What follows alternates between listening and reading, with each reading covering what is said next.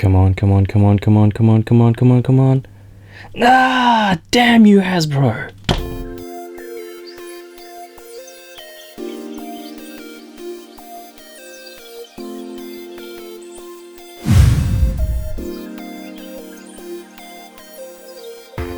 Well, Golden Week just finished here in Japan, and I am back from my break. So Golden Week, if you guys aren't familiar with, is about 3 to 5 day holiday here in Japan. So it's not really a week, but they just call it Golden Week. And I managed to take some time off from work myself, about 3 days, just away from the office, away from Tokyo, and actually came across these two guys. I wasn't actually looking for them at the time, but I came across them on the Toys R Us Japan website, which had them listed in stock, but not with the rest of their wave, which I guess is kind of disappointing, but it's not the first time that it's happened. I remember when Civil War, the movie, first came out, True brought in the Ant-Man Bath wave, but they only came out with Captain America and Iron Man, which seemed kind of strange at the time, but I guess it makes sense now, since retailers only want to sell figures of popular characters, because obviously popular characters are the figures that are going to sell.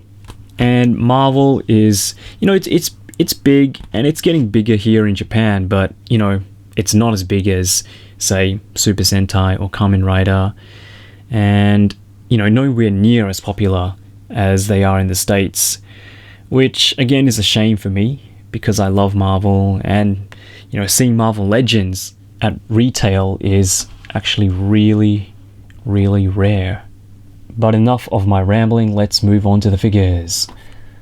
So as you can see, the figures packaging, they are both the same on the front. Spider-Man Homecoming logo. It's the Vulture Flight Equipment Build-A-Figure series.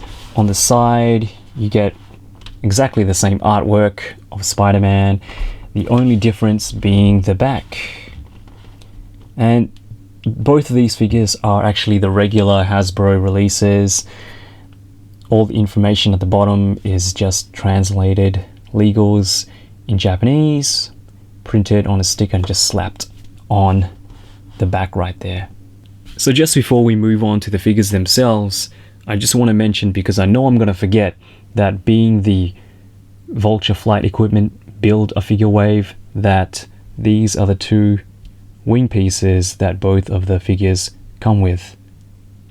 So looking at the homemade costume Spidey first, we get a brand new mold dedicated to this version of Spidey, which I'm really happy that Hasbro did. As of now, we don't have any other 6-inch Homecoming Spider-Man in this particular costume from any other company, except for Hasbro, and overall, they did a pretty good job. So proportion-wise, we get a slimmer, kind of younger looking body, and it really does look like there's a teenager underneath that costume. The figure itself is actually really well sculpted. You get all the creases and all the fold lines in the arms, in the elbows, on the hoodie. Looking at the back of the hoodie, it continues on. Even on the hood itself, it's a separate piece. The scoop that goes into it. On the head, again, you can see the creases on the forehead, around the mouth as well. The goggles themselves are actually molded in, which is a nice touch. And actually looks like, there's a guy underneath that mask. Moving down to the pants, to the trackies, you can see the drawstrings, they're molded. Some more creases around the crotch area, on the knees, and you get some, nice molded textured detail for the socks. At least I think they're socks. I'm not sure, we'll have to see when the movie comes out. The shoes are also molded, nicely. There isn't any molded detail on the bottom, but there are 2 peg holes. Paint wise, there really isn't a lot of paint used. Most of it is just molded blue and red plastic. You do get some details on the Spidey logo, which is painted black, flat white for the eyes, which is done quite nicely, quite cleanly. You have some dry brushing silver for the web shooters. The hands, they are painted, and we get some black detail for the shoes. I mean, it would have been nice if they shaded or even washed it, you know, with a black or a darker color to bring out those details, because the figure actually does have some nice details like I mentioned. But I think I might go over and do that myself, you know, just give it a wash to bring those details out a little bit more. So for articulation, it's not bad, but it's not great either. Starting with the head, he can move his head actually pretty far up and pretty far down. Like I said, the hood is a separate piece and it's loose, so it doesn't really hinder articulation at all. He can move his head side to side, no problems there. For his arms, he can move his arm out that much. Has a full 360. He has bicep swivel, double jointed elbows, swivel at the wrist, and a hinge going out and going in. For his torso, he has an ab crunch going forward that much, going back that much. He also has lower waist articulation, but it has this kind of weird spring to it. You can go about there and it'll hold, but if you kind of just move it a little, it'll kind of spring back. And it does that to both sides as well, and I don't know if that's a defect or anything, but for the lower half, his legs are on a ball joint and he can do the splits that much only, which is really disappointing because he is Spider-Man and he needs to do the splits 90 degrees all the way out, in my opinion. So again, Hasbro, why? He can kick forward quite well, but it kind of moves out to the side if you go any further. Kick back that much. He has a swivel at the upper thigh, double jointed knees, lower calf swivel at the boot,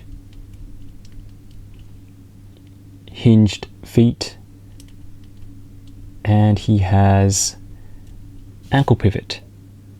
So for accessories, Spider-Man comes with 2 fisted hands, and he also comes with 2 twipping hands, which is fantastic, but he doesn't come with any open palm hands, which I really think a Spider-Man figure does need. I don't know, guys, is it just me, or does Hasbro not want to give us any open palm hand accessories for their MCU Spider-Man figures? I mean, we didn't get them for the Amazing 2 Spider-Man figure, we surely didn't get them for the Civil War Spider-Man figure, and we don't get them for these two either. I don't know. It would have been nice for them to include them because they do add a lot of play value to the figure. So Hasbro, if you're watching, please, open palm hands, open palm hands. But we also get 2 hooded pieces, a hood off piece and a hood on piece. And to swap it out, all you have to do is take off the head, take off the hood piece, pop Spider-Man's head inside the open hood, and snap it on. And it sits on his shoulders pretty firmly. And overall, just a pretty cool accessory that they didn't have to include, but I'm really glad that they did. It really reminds me of Scarlet Spider, and I've always been a fan of that hooded look. A really original concept that carries over pretty well onto this figure as well. Alright guys, so let's take a look now at Stark Suit Spider-Man. So now looking back at some old photos that we got from Hasbro, even photos that were taken from the SDCC. For the longest time, I thought that Homecoming Spider-Man was exactly the same as Civil War Spider-Man, you know, just using the same body with a different head and updated deco. But after taking a closer look, you can kind of see that there are a few subtle differences. One of them being Homecoming Spider-Man's shoulders. He has more shoulder than Civil War Spider-Man.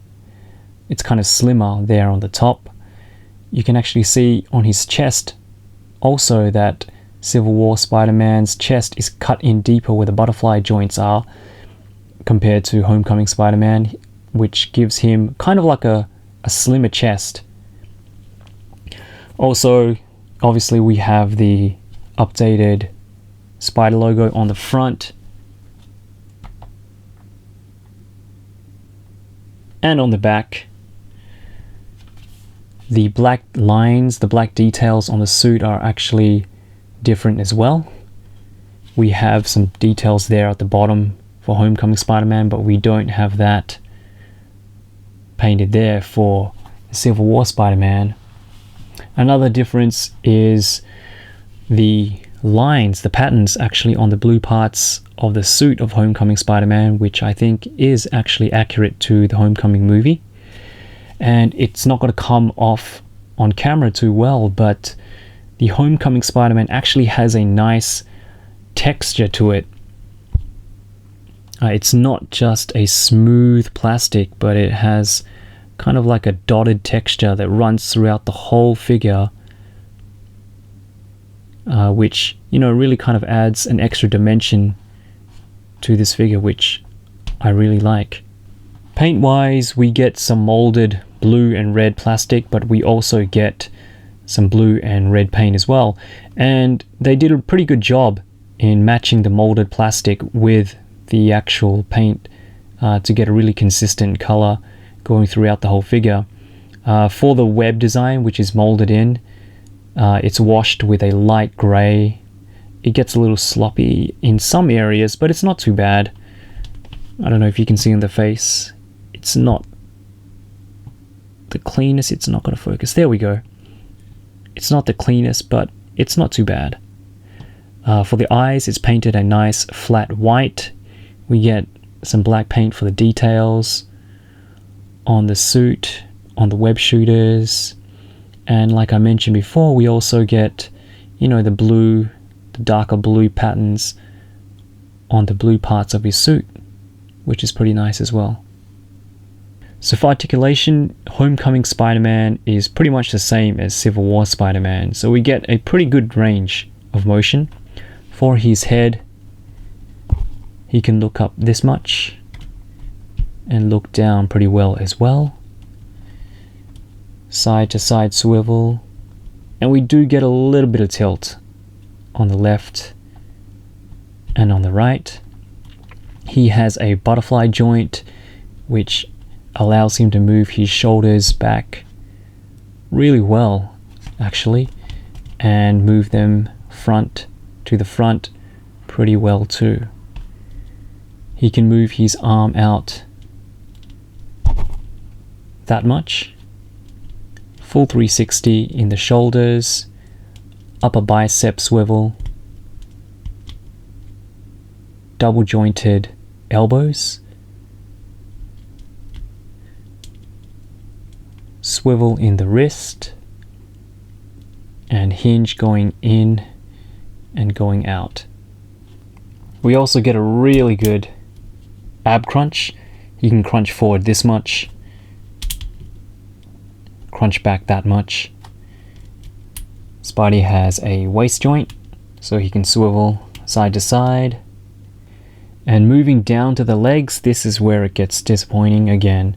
His legs are on ball joints, but he can only do the splits this much. It's the same issue that we had with Pizza Spider-Man, where, you know, the hips hindered the outward kicking motion, and I'll show you, because the legs actually pop off pretty easily if you get a drill.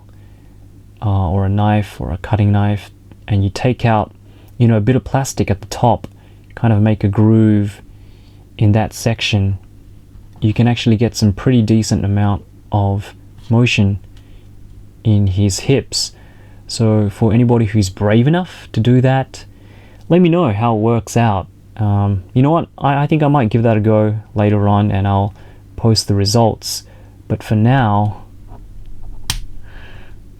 that's as much as he can kick out. So for accessories, Spider-Man does come with 2 fisted hands, and he comes with 2 whipping hands also, which is pretty cool. But again, he doesn't come with open palm hands, which I think Spider-Man really does need. He also comes with a alternate head. The eyes are kind of squinted, and it looks pretty cool. In addition to that, he also comes with, if you've seen the Spider-Man Homecoming trailer,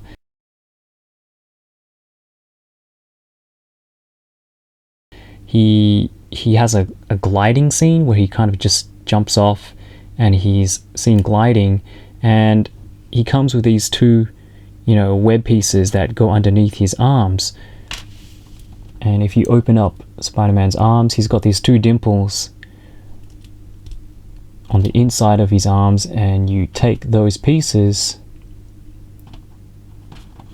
and you kind of just plug them in.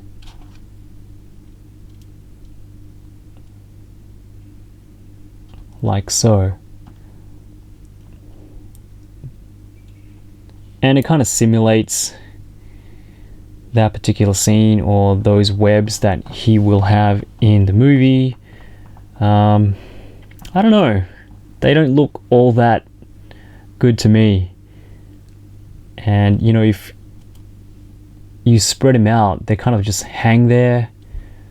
I think they're supposed to actually attach to his torso all the way to his arms, so you do get that gap if you spread his arms out like that. And in the trailer, I think he did actually spread his arms, you know, all the way. So I don't know, it's there, so you can put it on if you want, and it does fall out from time to time. It doesn't hold in too well. So I mean, if you do want it, you can put it in there, but you know, it's an accessory that I don't really care for. But if you do like Spider-Man with his webs, one thing you can do is you can use the organic webs that this is from the Sinister Six Spider-Man, and I also believe that First Appearance Spider-Man also has this kind of organic web, and I'll put it on later and I'll show you what it looks like. But you know, if you have this, you can actually put it on and kind of simulate that look as well. Alright guys, as promised, so using Sinister Six's organic webs to simulate the gliding look, the gliding scene in Spider-Man Homecoming trailer. I don't know guys, what do you think? I guess it looks okay, but it's up to you. It's an option. If you have the webs, you can put it on. Alright guys, so just some quick size comparisons and some Spider-Man from the other Spider-Man movies. We have Toy Biz's Spider-Man 2 Magnetic Spider-Man on the right there, Civil War Spider-Man, and Amazing 2 Spider-Man. And as you can see, Homecoming Spider-Man and Civil War Spider-Man are actually the shortest out of the bunch, and you'd think that, you know, Homecoming Spider-Man would be the same height as Homemade Suit Spider-Man, but I think because of the proportions, the legs are actually longer, the torso is actually shorter on Homemade Suit Spider-Man. And here we have Mark 46 Iron Man from the Civil War 3-pack and Mark 46 Iron Man from SH Figure Arts. You know, both of them stand taller, with Marvel Legends standing a lot taller, but in terms of scale, you could definitely use either one. Overall, we get 2 pretty decent figures. And again, they aren't bad figures by any means. There are some things that I like about them, especially the sculpt work. But there are some things that, you know, can be done better as well. You know, throw in a couple of open palm hands, better hip articulation, maybe even some toe articulation might help as well. With that being said, you know, still two really worthy additions to your MCU collection. And I have to be honest, I like the Homecoming Spider-Man better than the Civil War Spider-Man. So if you don't have the Civil War Spider-Man already, you know, maybe consider picking up the Homecoming Spider-Man figure. But if you can find them, then yeah, I'd definitely say pick them up. And even if it's just the homemade suit Spidey, it's definitely worth it for the new mold. And that's it, guys. But before I go, I just wanted to say a big thank you to everyone who has subscribed. The channel has recently just reached its 100 subscriber mark, and I know it's nothing to brag about, you know, nothing huge compared to other channels, but I just wanted to say that I appreciate all of your support. Thank you always for watching. So hope to see you guys next time. Subscribe if you haven't already, comment down below, hit the like button, share, and I'll see you guys next time. Take it easy. Bye.